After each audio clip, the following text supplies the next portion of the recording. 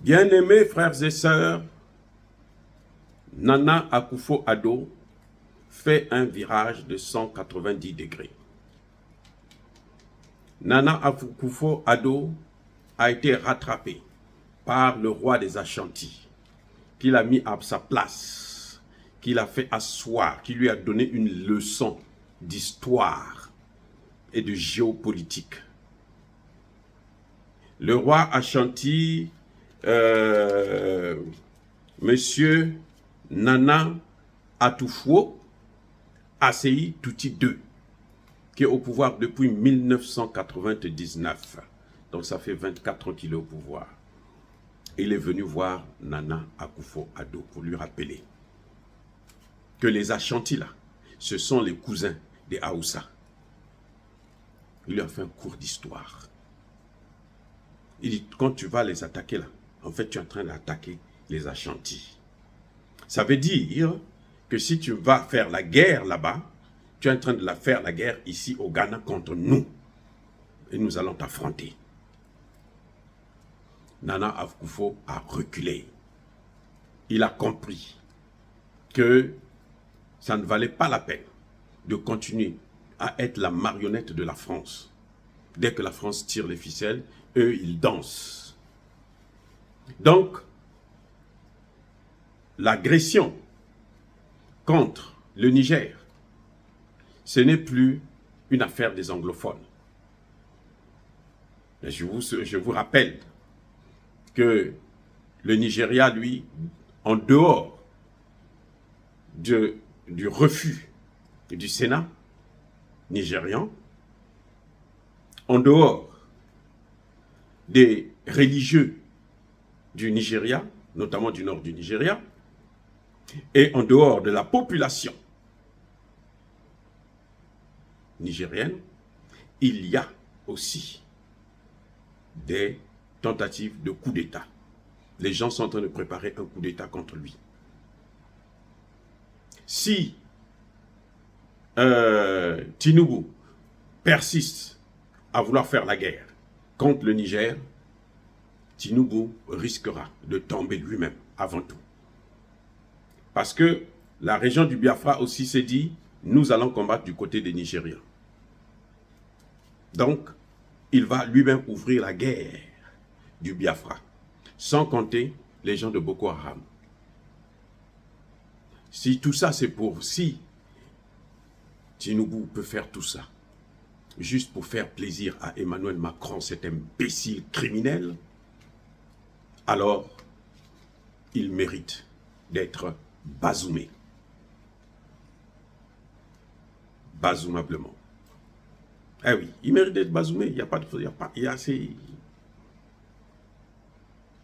Donc, quand nous regardons un peu la situation de la CEDEAO, déjà le Libéria s'était désolidarisé, le Cap-Vert, quand Alassane Ouattara dit que la CEDEAO a voté, c'est faux, archi faux. Quand on parle de l'Union africaine, c'est Moussa Faki qui a parlé, Moussa Faki, sa voix ne compte pas, c'est zéro.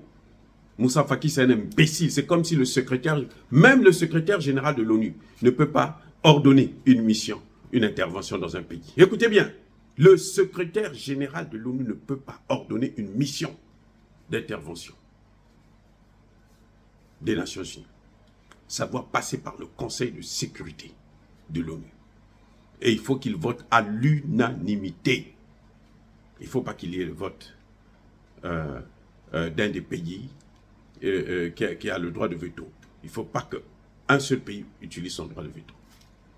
Bref, Nana Akufo a compris. Il est revenu vers la voie de la sagesse.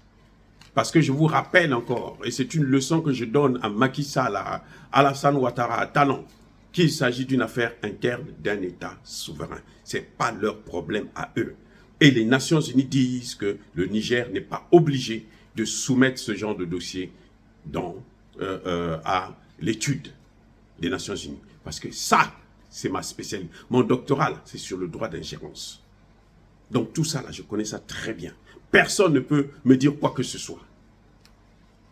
Eh oui, j'ai fait une thèse de doctorat, j'ai passé des années à réfléchir seulement sur le droit d'ingérence. Cet article 2 paragraphe 7 de la charte de l'ONU. Voilà. Donc si Talon, ils ne sont pas partis à l'école où les Macky Sall, ce sont des semi-illettrés, parce qu'ils n'ont pas fait de bonnes études et tout, bon, ils se sont retrouvés à la tête des États, ça c'est leur problème. Nous, nous avons étudié, nous connaissons ce que dit la Charte des Nations Unies. Et je vous ai même dit, allez-y relire ça. Vous allez voir que ce que je vous dis là, c'est la vérité. Bref, en tout cas, nous saluons, pour une fois, Nana Akufo qui revient, qui retrouve la raison. Mais il y a une petite remarque que je voudrais faire. Est-ce que vous ne constatez pas que les pays qui veulent faire la guerre, ce sont seulement les pays francophones? Le Sénégal, la Côte d'Ivoire.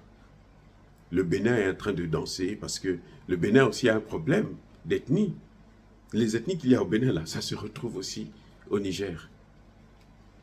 Mais comme il faut satisfaire Emmanuel Macron qui, permettez-moi le terme, les encule tous, eh bien, voilà, il est obligé de faire jouer le jeu. Mais en réalité, lui aussi, il est dans le même problème que le Ghana, il est dans le même problème que le Nigeria. Voilà la réalité. Mais nous allons voir. Nous allons voir ce que nous allons voir. Parce que l'autre camp aussi est prêt. Et ce sont eux qui sont en train de pousser. Si Macron veut faire la guerre contre Poutine, il n'a qu'à aller en Ukraine. C'est là-bas la place.